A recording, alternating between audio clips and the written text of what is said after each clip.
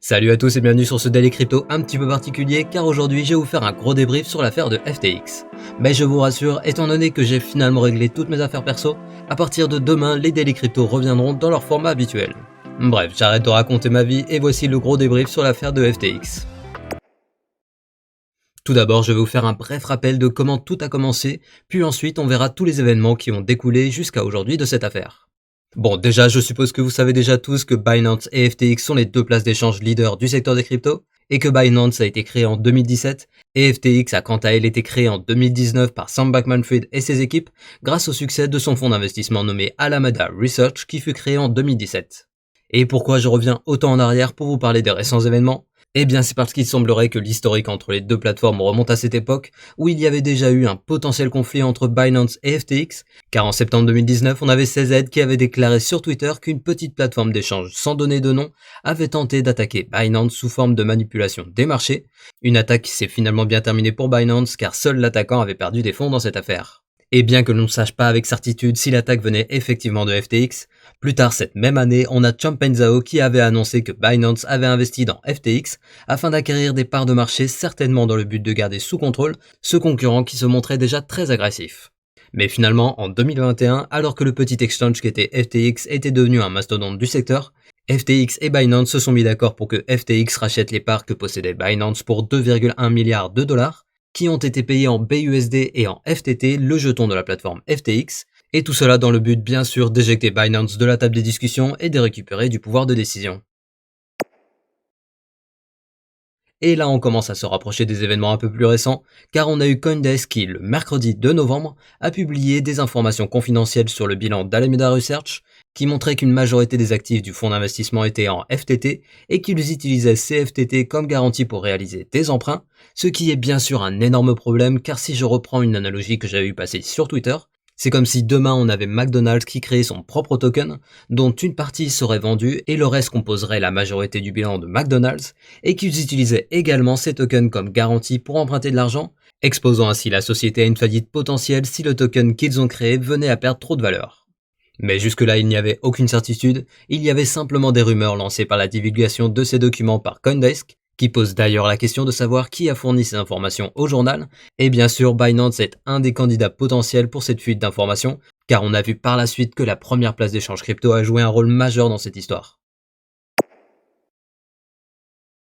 En effet, alors que la rumeur commençait à exploser sur Twitter et que la société Alameda faisait des déclarations pour assurer les investisseurs, on a eu Changpeng Zhao le dimanche 6 novembre qui a annoncé sur Twitter qu'après les récentes révélations, ils avaient pris la décision de revendre les FTT qu'ils ont reçus lors du rachat de leur part de FTX. Et CZ a justifié cette décision en déclarant qu'il s'agissait d'une gestion de risque qu'ils ont prise suite aux événements de Terra et qu'il ne s'agissait pas d'une attaque envers qui que ce soit, mais qu'ils ne supporteraient pas les individus qui tentent d'influencer les régulateurs contre les intérêts d'autres acteurs de l'industrie crypto dans leur dos, faisant ainsi allusion aux récentes actions entreprises par Sam Bankman-Fried pour pousser à la régulation des cryptos, et plus particulièrement de la DeFi dans un sens où cela aurait mis à mal le business model de Binance. Et d'ailleurs, pour bien prouver qu'il n'avait pas l'intention de soutenir FTX et Alameda, Changpeng Zhao a décliné l'offre de Caroline Ellison, la CEO de Alameda Research qui proposait de racheter directement les FTT, et ils ont ainsi préféré la vente publique, car on a eu le compte Whale Alert sur Twitter qui a reporté le transfert de l'équivalent de 584 millions de dollars en FTT vers la plateforme Binance pour être revendu, ce qui a entraîné, comme vous vous en souvenez très certainement, une énorme panique vendeuse sur le FTT et également une fuite massive des capitaux des clients qui sentaient que la situation tournait au vinaigre. Mais le lendemain, le lundi 7 novembre, on a eu Sam Bankman-Fried qui a tweeté qu'il n'y avait aucun problème de liquidité chez FTX et que la plateforme détenait suffisamment de fonds pour rembourser l'ensemble de ses clients. Et cerise sur le gâteau, il a précisé qu'il n'utilisait pas les fonds de leurs clients pour investir. Des déclarations qui se sont rapidement démontrées être fausses et qui avaient pour seul but de limiter la fuite des capitaux, car SBF a finalement supprimé ce tweet et les retraits sur la plateforme ont été gelés le mardi. Ce qui a entraîné la première vague de panique sur les marchés crypto, avec Bitcoin qui a violemment chuté aux 17 000 puis aux 15 000 dollars, pendant que le FTT et le Sol ont également violemment corrigé. Et ce malgré l'annonce d'un potentiel rachat de FTX par Binance qui a finalement été annulé mercredi par Changpeng Zhao, après que les équipes de Binance aient passé en revue l'état des comptes de FTX, une opération qui d'après certains observateurs était de toute façon vouée à l'échec. Et alors que le marché avait déjà subi le plus gros de la baisse, le jeudi on a eu le droit à une avalanche d'informations qui, je le précise, sont pour une partie d'entre elles encore des rumeurs qui s'éclairciront dans les jours à venir.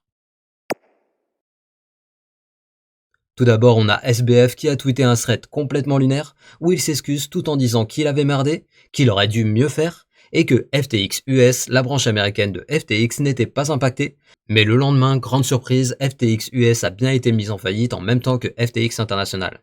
De plus, on a des sources qui indiquaient que FTX était en recherche de fonds, et ce jour-là, on parlait d'une somme d'environ 8 milliards de dollars, un chiffre qui aurait été sous-estimé car FTX aurait entre autres prêté 10 milliards de dollars à Alameda Research en utilisant les fonds déposés par les clients sur la plateforme FTX.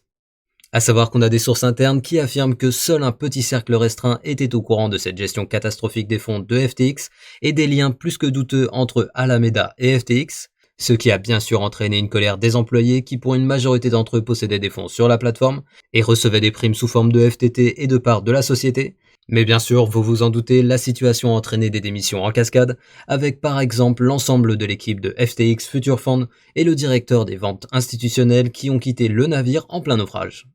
Et dans le même temps, on apprenait que les retraits ont été rouverts pour des clients situés aux Bahamas, ce qui aurait permis à de riches clients de retirer leurs fonds en achetant des comptes avec le KYC du Bahamas. Et on a eu pas mal de rumeurs disant que des employés internes auraient profité de l'occasion pour réaliser un petit trafic, mais il semblerait que les autorités locales ne voyaient pas d'un très bon œil ces retraits, car quelques heures plus tard, les autorités bahaméennes ont gelé les actifs de FTX.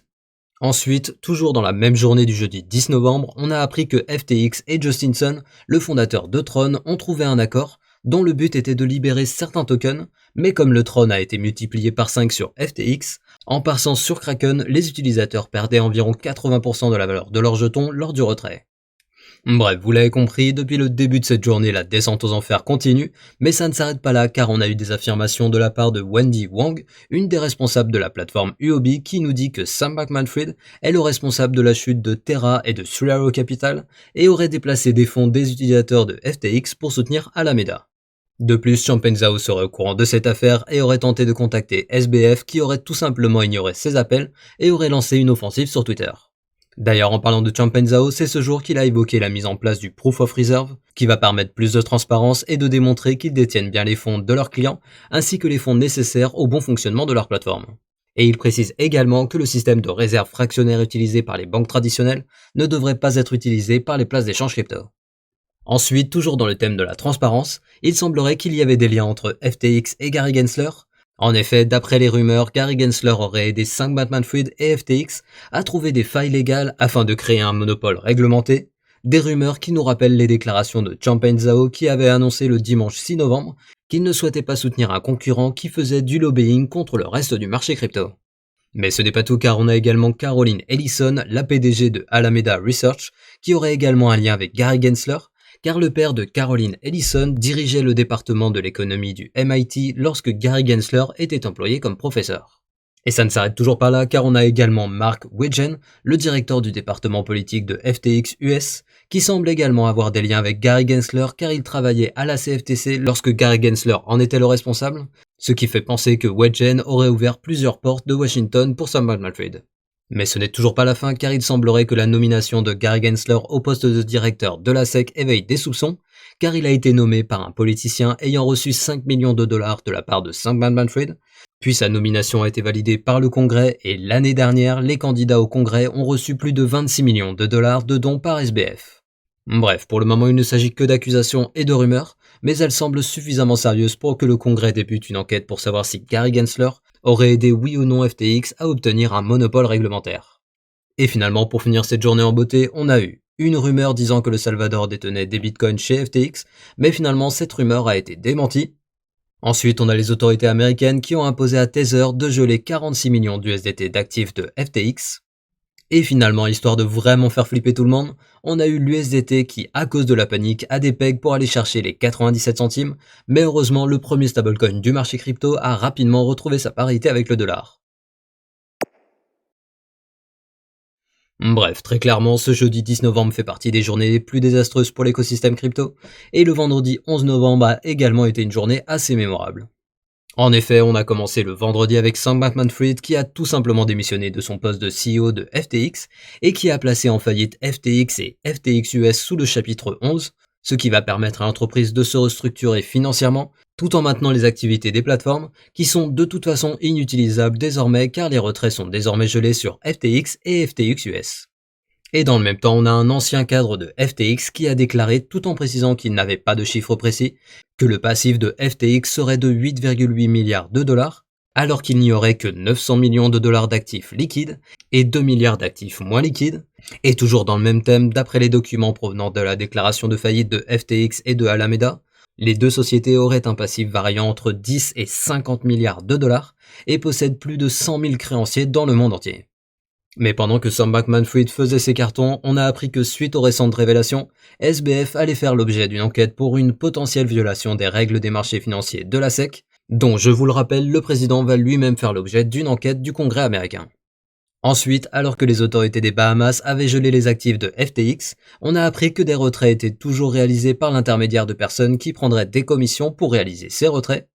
Et dans le même temps, on a eu plusieurs événements qui se sont succédés, comme par exemple la plateforme BlockFi qui a annoncé qu'elle stoppait les retraits jusqu'à nouvel ordre en raison de la situation avec FTX et Alameda Research, le régulateur chypriote qui serait sur le point de retirer la licence de FTX qui lui permettait d'opérer en Europe, les outils de certains employés de FTX qui ont été désactivés, et finalement Changpeng Zhao a averti que d'autres sociétés pourraient faire faillite dans les semaines à venir suite à ces événements, et invite les investisseurs à éviter les sociétés et les plateformes qui survivent en vendant leurs propres tokens, les projets qui proposent des hauts rendements, ou encore les projets qui ont une supply importante dont une faible partie est en circulation. Bref, ce vendredi est encore une grosse journée qui s'est enchaînée, et vous savez ce qu'on dit, jamais 203.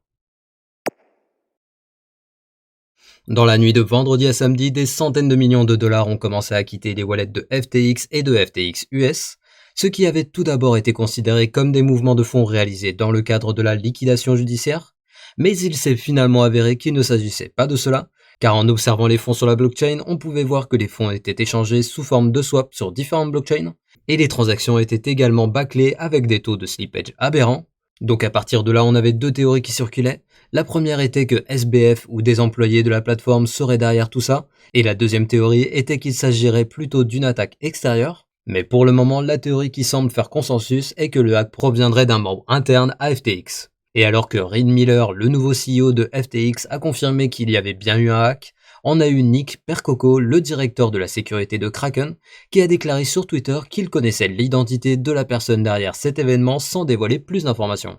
Et cerise sur le tas d'emmerde, on a appris plus tard dans la journée que la comptabilité de FTX comportait une porte dérobée installée par SBF, ce qui lui aurait permis à lui et ses proches collaborateurs de transférer entre 1 et 2 milliards de dollars en pouvant accéder et modifier des documents financiers de l'entreprise sans que personne en interne ne remarque quoi que ce soit. Et finalement aujourd'hui on a eu des déclarations de deux personnalités importantes au sujet de Sam Bankman-Fried. La première personne est nulle autre que Elon Musk qui avait rejeté la proposition de SBF pour participer au rachat de Twitter avec 3 milliards de dollars, car SBF avait déclenché, je cite, son détecteur de bullshit et qu'il ne croyait pas qu'il détenait 3 milliards de dollars liquides. Et la deuxième personne est Vitalik Buterin qui a déclaré que la chute de FTX était inévitable en raison de son caractère centralisé, mais que le succès de la plateforme avait pour origine une bonne gestion marketing ainsi que, je cite, la posture personnaliste semblable à celui des dictateurs des années 1930 prise par SBF. Bref, vous l'avez compris, le mec avait déjà une mauvaise réputation avant que FTX explose en vol.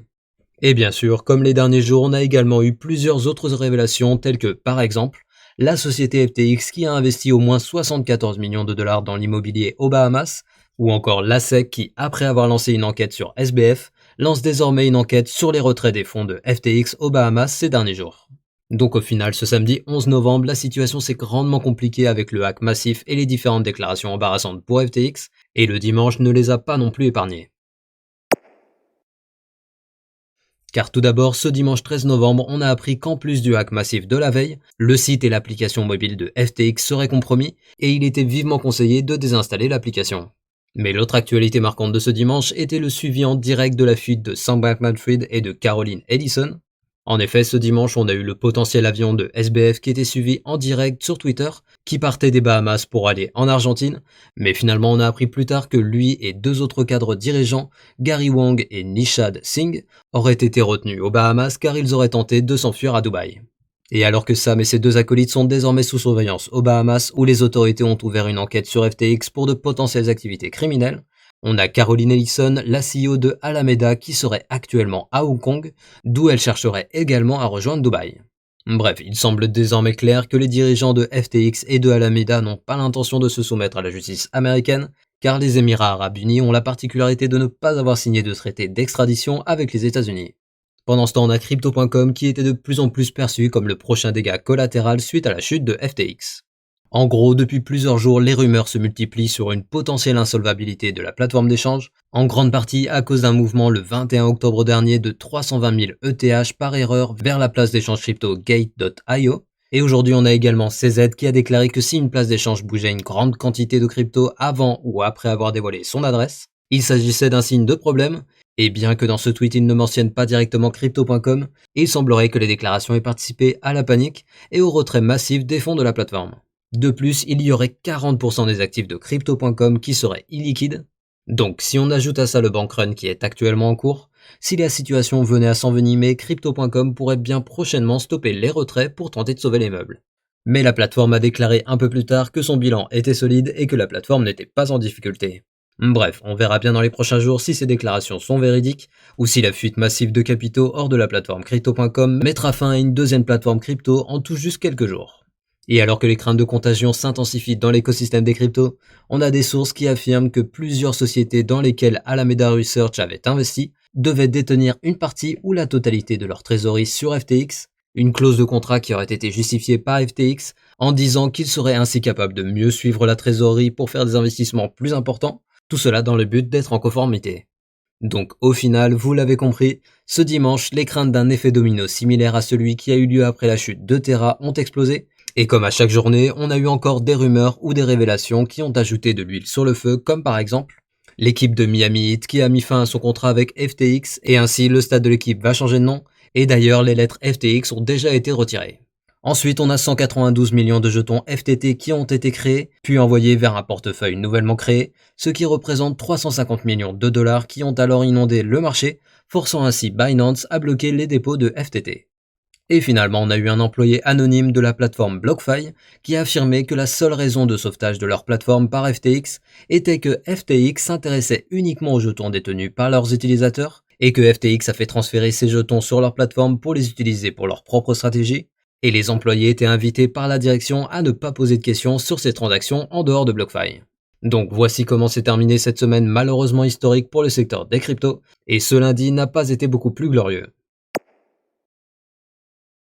En effet, on a Sam Bankman-Fried qui semble toujours être aux Bahamas et qui commence à craquer sur Twitter où il a commencé avec un premier tweet ce matin où il a simplement écrit What, et au fur et à mesure de la journée, il a rajouté des réponses sous la forme d'une lettre, et à l'heure où j'enregistre, on a un H, un A, deux P et un E. Et donc pour le moment, tout le monde est en train de se poser la question de quel message il essaye de faire passer et surtout à qui il essaye de le faire passer. Ensuite, on a appris que Binance allait supprimer plusieurs paires de trading avec le FTT à partir de ce 15 novembre. Et Visa a déclaré qu'il mettrait fin au partenariat qu'elle avait avec FTX.